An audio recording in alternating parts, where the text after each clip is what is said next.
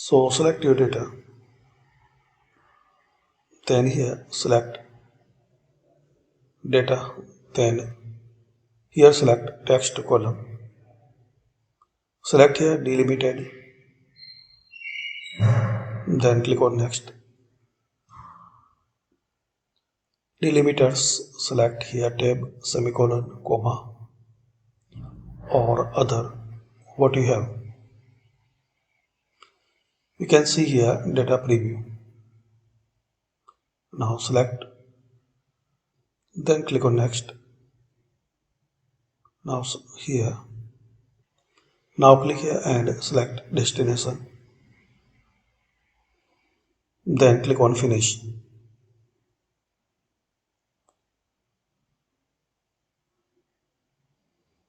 Now select your destination. Then click on finish. So this is the way guys you can split data in Microsoft Excel. Thanks for watching.